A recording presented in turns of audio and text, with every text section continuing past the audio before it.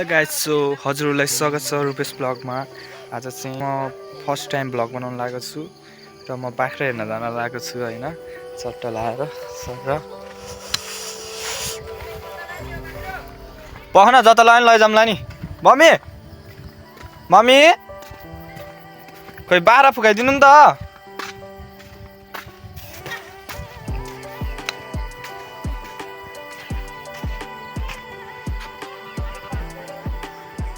हजुर के भयो त नि गयो झन्।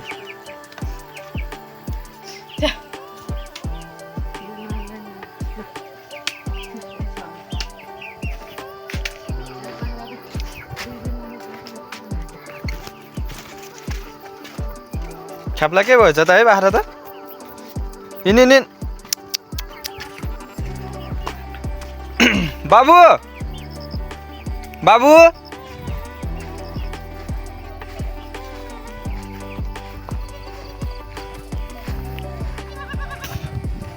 ल बाख्रा त बम भागो त। सबल बाबु अब बाहिर हिँड्दा। ओहो ल आइज। बाख्राले पनि दुःख देला जस्तो लाग्यो आज त। पहिलोचोटि हेर्न आएको धेरै पछि, त्यही पनि दुःख दिन्छ जस्तो लागिसक्यो। कता लाने भनेको बाख्रा, कता भनेको।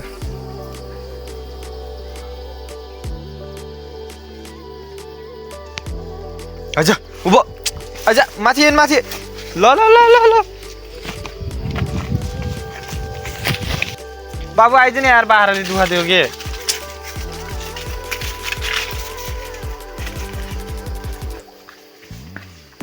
ले कहाँ आएको के भनेको बाख्रा पनि यार। जता माथि लिएर। म चाहिँ बाख्रा हेर्न आउने भन्ने मात्रै होइन, तर धपाउने चाहिँ मेरै भाइले हो। म चाहिँ बाख्रा हेर्न आउने भनेको नामको मात्रै बाख्रा हेर्न आउने हो, धपाउने त भाइले नै हो सबै। माथि लिएर भाइ माथि।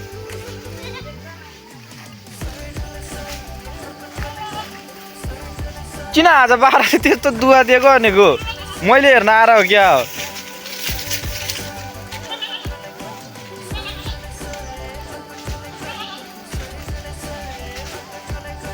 तेरो बाख्रा खोइदैन भाइ।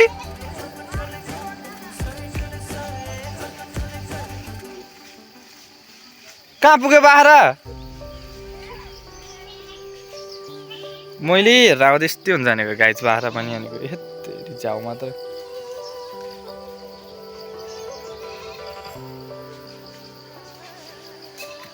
एकचोटि मुनि पुऱ्याएर माथि लिएर नि त नभए। अहिले चाहिँ धान काट्ने ताका परेको छ। खेततिर सबैहरू धान काट्न थालेछन्। कसैको झाटेर पनि भ्याउने बेला लागिसक्यो, कसैको काट्दैछन्। हाम्रो आन्टी पनि आज काट्न भनेर जानुभएको। हाम्रो चाहिँ अलि बेला भएन धान काट्ने, बेला भएपछि काट्छ। अनि यताको चाहिँ काट्दैछ, भ्याउने बेला हुन लागिसक्यो। अनि हजुरहरूको तिहार कस्तो भयो, रमाइलो भयो भएन? रमाइलो भयो होला सायद। हाम्रो त एकदम बवाल रमाइलो भयो। सबैजना आएको थियो, दिदीहरू दाईहरू दिदीहरू चाहिँ आएन। तर एउटा दिदी चाहिँ उहाँ पोखरा गयो दाईभाटामा, अनि त्यस पछाडि एउटा दिदी चाहिँ म भाटामा आएको थियो। अनि एउटा दिदी चाहिँ भर्खर बच्चा भएको, अनि हो त्यो दिदी चाहिँ मै भाटा थियो भनौँ, भर्खर सुत्केरी खान आएको क्या। हजुर ल त्यो बाख्रा लिएर आइ त, फेरि म तेरो बाख्रा लिएर आउँछु। के गर्नु गाइस, बाख्रा नि त्यस्तै छ यार, 2 दिनपछि फुकाएको। अनि दुःख दियो मात्र भनेको झन्। भन्न भाइ थियो र यार, एक्लै भएको त छोडेर घर गइदिन्थेँ म बाख्रा साख्रा पनि। के गर्नु, गाउँले लाइफ यस्तै हो। उकाली ओह्राली घाँस ताउरा बाख्रा हेर्ने, त्यही हो कामै। अरू काम साम हुँदैन। बजारमा भएको लुख्रु चोकतिर भन्दै हिँडिन्थ्यो। गाउँमा भएपछि बाख्रा हेर्ने, घाँस काट्ने, त्यही हो। तर म चाहिँ भन्नुपर्दा अलि अल्छी छु, खासै काम त गर्दिनँ। तैपनि कहिलेकाहीँ चाहिँ गरिदिन्छु। बाख्रा हेर्न चाहिँ आज यसो बुवा मेला जानुभएको थियो अनि मम्मी घरमा सुत्केरी दिदी हेर्न पर्यो अनि गइदियो नि त आज गोठालो भन्नुभयो अनि ल हुन्छ नि त गइदिन्छु भनेर आइदिएको। बाख्राले दुःख धेरै भएन बरु अन्त हानेको। बाबु ओइ बाबु सफल ल आइज यता यता बाबु आए बाह्र कस्तो दुःख दिएको त यार। म यहाँ आउँदा यस्तो किन हुन्छ भनेको के। आज अलि घाम पनि लागेको छ तर जाडो मौसममा भएर होला न्यानो न्यानो भएको छ। अनि बाख्राहरू गाइजी बाख्रा हेर्न आएको चट्ट लाएर उता मेरो भाइ छ। अब लिएर आइन बाख्रा म पछाडि धपाउँछु त अगाडि अगाडि हिँड्न त। बाख्रा हानेको चाहिँ धेरै छैन फेरि 4-5वटा बाख्रा लिरी हल्ला हिँड्यो काम छैन। हिँड हिँड बाख्रा यति डाँडातिर लिएर जाने। अझ अरूहरूले बाख्रा फुकाएर कता कता लगायो थाहा पनि छैन। आज यो र म बाख्रा हेर्न जाने। यता हेर त नानी नानी यता हेर्न। भाइ हो तर सानैदेखि लामो कपाल पाले त्यहाँ यसो नानी भनेर जिस्काइदियो अनि रिसाउँछ एकछिन अनि एकछिन पछि फकायो फेरि बोल्न थाल्छ। ओ माथि लगा माथि टुरिस्ट जस्तै हो यो बाख्राहरू यसो चट्टा घुमाउन लिएर हिँड्यो ए यताउता घुमाइदियो अनि बाख्रा धपा जा बाबु माथि लगाउने।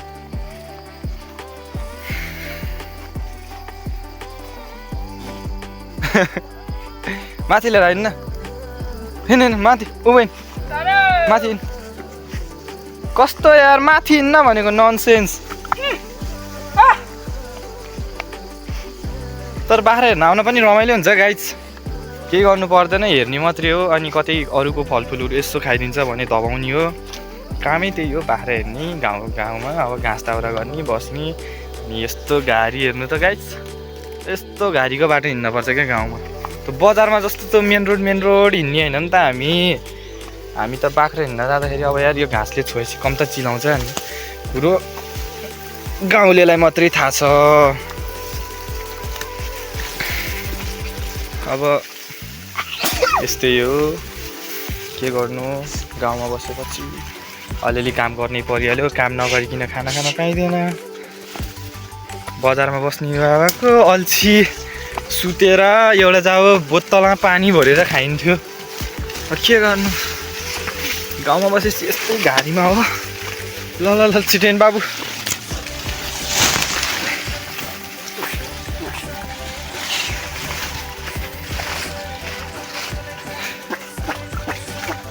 तेरी लास्ट गाह्रो पो भएको थियो यार घाममा हिँड्न त।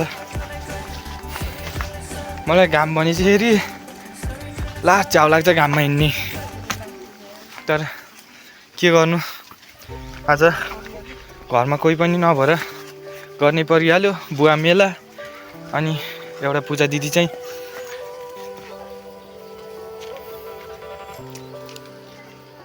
चाहिँ आज भर्खर उता चिताउनु गएको छ अनि घरमा मम्मी मात्रै छ अनि सुत्केरी दिदी हेर्न पर्यो। अनि त्यही सुत्केरी दिदी हेर्ने बस्ने। के भएछ त्यहाँ फेरि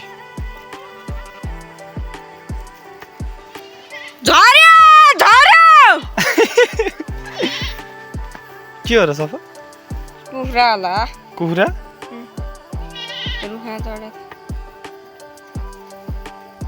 मुनि भाग्या कुखुरा तल्लो गराको कुनामा हो भन्न। तल्लो गराको कुनामा छ भन्न।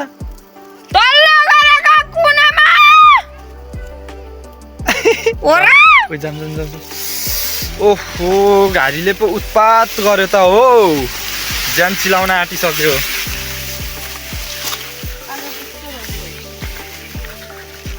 केही छैन आज एक दिन त अनि बाह्र हेर्ने। कहिलेकाहीँ घरमा मम्मीहरूको काम भएको बेला त यसो हेरिदिनु पर्यो नि।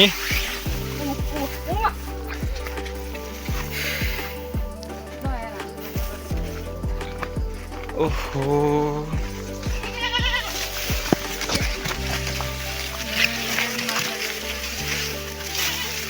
माकुरा जालको कुरो छोड्न यार, यो घारीमा हेत्तेरिका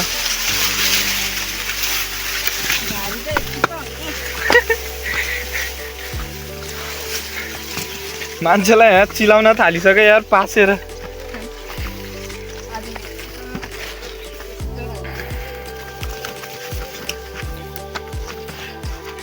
गोठाले पनि छाता ओढेर आउनु पर्यो यार घामले गर्दा।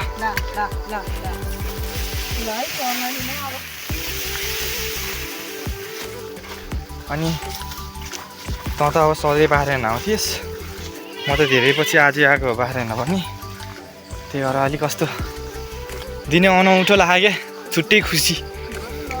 जङ्गल नगएको धेरै भएको थियो क्या, आज जङ्गल आउन पाइएको छ, खतरा खुसी लागेको छ यार, दामी। तर घारीले चाहिँ उत्पात बिराएको छ भनेको यार। तिहारको बेला घरमा बसेर तास खेलियो, दसैँको बेलामा सफलको मामाहरू मनोकामना गइयो, रमाइलो गरियो। अब रमाइलो भन्ने चिज पनि सकियो, अब रमाइलो गर्नलाई फेरि अर्को दसैँ र तिहार आउनुपर्छ। अब नेक्स्ट टाइम त्यति बेला पनि रमाइलो हुन्छ, साथीहरू सबैजना सँगै हुन्छ त्यति बेला भनेको। अरू बेलामा भनेको त्यस्तै हो, कोही साथी काठमाडौँ, कोही साथी पोखरा, कोही साथी चितवन, सबजना टाढा टाढा छ। अब म पनि पहिला त चितवन बस्थेँ, अनि अहिले चाहिँ गाउँमै बस्छु। मम बाबा एक्लै गयो, अनि यसो मम बाबालाई गाउँमा सहयोग गर्नुपर्छ भनेर, अनि त्यही सोचले गरेर म पनि गाउँमा बसेको। नत्र भए सहरमा बस्नलाई मजा हुन्छ, तर जे भयो नि जिन्दगीमा आफ्नो आमा बाउलाई चाहिँ सहयोग गर्नुपर्छ क्या। लाइफमा केही होइन, आमा बाउलाई खुसी राख्ने हो क्या, मेरो पनि सपना त्यही छ क्या होइन। अनि त्यही भएर यसो म फेरि त्यति जाँगारिलो पनि छैन, यसो मम्मीहरूले भन्नुभयो भने गर्छु, त्यो आफ्नै धुनमा काम गर्न चाहिँ आउँदैन। मम्मी बुवाहरूले भन्नुभयो भने चाहिँ जे भन्नुहुन्छ त्यही गर्छु, कुनै कुनै काम चाहिँ अल्छी लाएर हेरी गर्दिनँ है म गाइस। अब बाख्राहरू पनि मस्त चरिरह, अब सफल एकछिन हामी यतै बसौँ। अब बाख्रा जान्छ त्यति जान परिहाल्यो जङ्गलमा, अब बाघको डर पनि हुन्छ। अब फेरि बाघले लैदियो भने बाख्रा फेरि घरमा बस्न पनि दिँदैनन्, लोत कराइहाल्छन्। त्यही भएर बाख्राको पछि पछि चाहिँ हिँड्नुपर्छ है, चट्ट लाएर। अब गाइस हाम्रो गाउँको भ्यू हेरौँ, पुरै जङ्गल छ क्या गाइस। हेर्नु कस्तो दामी खेत देखियो, अहिले पहेँलो धान फुलेर। अनि हेरि यता चाहिँ लिलीको डाँडा पर्छ होइन, आज चाहिँ झन्डा हालेर रहेछ होइन, हाले तर देखिया होइन क्या होइन गाइस, टाढा भएर होला। अनि गाउँ पनि यस्तो फिट्टा फिट्टा छ क्या, यस्तो फिट्टा फिट्टा छ पुरै। घर नजिक नजिक भएको भनेको कहीँ छैन क्या, कुनै ठाउँमा 3टा छ, कुनै ठाउँमा 2टा छ, त्यस्तो गरेर छ क्या। यस्तो हामी बाख्रा हेर्न ठाउँ चाहिँ यस्तो जङ्गल छ क्या होइन। अनि यो चाहिँ मेरो बहिनी भनेर भन्नुहुन्छ, तर भाइ हो क्या, यस्तो जिस्काएर भनिदिएको। यस्तै हो, अब जङ्गल होस् जेसुकै होस्, अब गाउँमा बसेपछि बाख्रा साख्रा यसो यताउता त गरिदिनु परिहाल्यो, त्यही सोचेर अनि यसो आइदिएको। तर घारीले यार चिलारै भएन भनेको, त्यही माथि यस्तो छोट बाउले कपडा लाएर आएको, चिलारै भएन। सफल बाख्रा त कता कता गएको त नि यार, घारी घारी जनानेको, यसै त घारीमा हिँड्दा मन लागेन, झन् घारी घारी हिँड्दै खानेको। फाइनली गाइज हामी बाख्रा हेरेर घर आइपुग्यो, अब चट्ट घर आइपुग्यो। अब आजको लाइभ म यहीँनिर अन्त्य गर्दछु। जय नेपाल।